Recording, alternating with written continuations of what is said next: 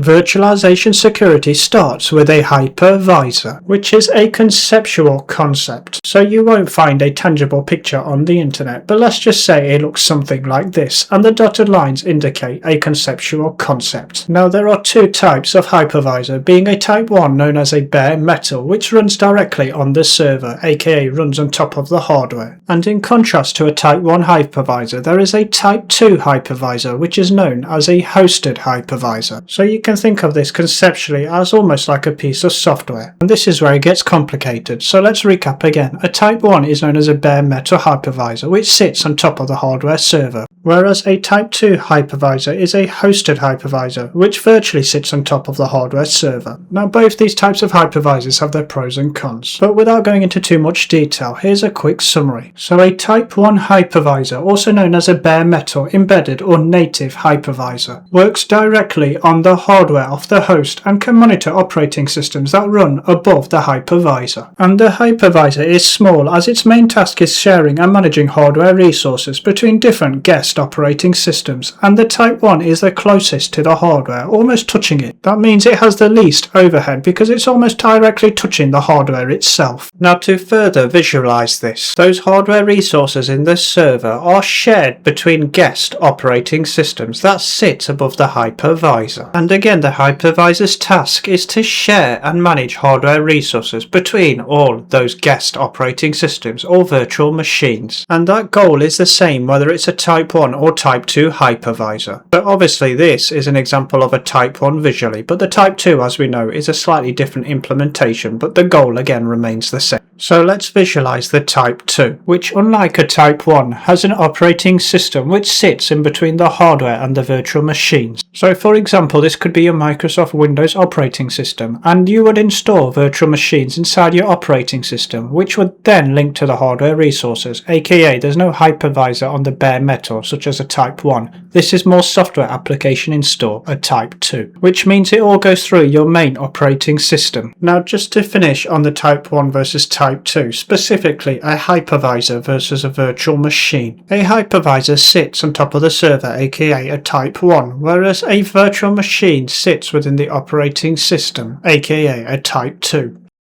So now we have an understanding of hypervisors and virtual machines, let's look at some specific security attacks. Let's start with the hypervisor and an attack known as HyperJacking. And this involves installing a rogue hypervisor that can take complete control of the host, aka the underlying server. And by doing this, it also gains access and control over the VMs that are hosted, aka the guests, via the hypervisor. So to visualize this attack, imagine injecting the hypervisor, aka HyperJacking, which in reality would involve installing a rootkit that attacks the original hypervisor, inserting a modified rogue hypervisor in its place, which gains control over both the server, aka the host, and the guests, aka the virtual machines. And on the topic of virtual machines, let's look at some virtual machines VM attacks. Now active virtual machines are still vulnerable to all the traditional attacks that can affect physical servers, and if a virtual machine VM is attacked and compromised, it can then attack other VMs running on the same physical host, because VMs share the same underlying hardware and software resources via the hypervisor. Additionally, the compromised VM may also be able to attack other VMs and hosts throughout the entire LAN local area network. So even virtual machines within a virtualized environment can still therefore pose the same risk as a physical machine would if it is compromised. And this actually leads us nicely to the next type of virtual machine attack, known as virtual machine sprawl or virtualization sprawl, which occurs when the number of deployed virtual machines outnumber the organization's ability to manage,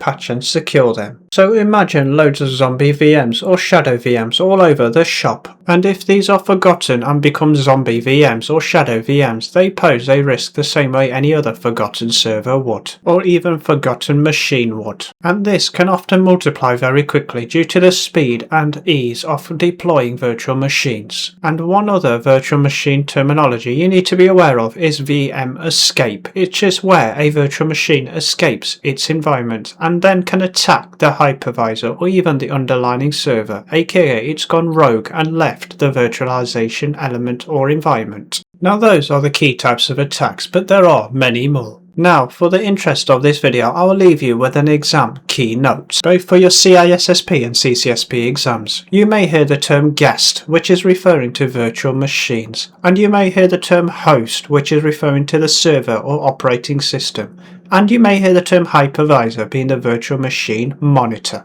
And the hypervisor is really more of a piece of software that sits on top of the host being the underlying physical server. And this is to control ultimately the guests, so the arrow would look something like this. If you found today's video enjoyable and informative, please be sure to like and subscribe if not already to help support this new channel's growth. As ladies and gents, there is no other way myself and YouTube can know you are enjoying these videos, so please don't be shy to like and subscribe.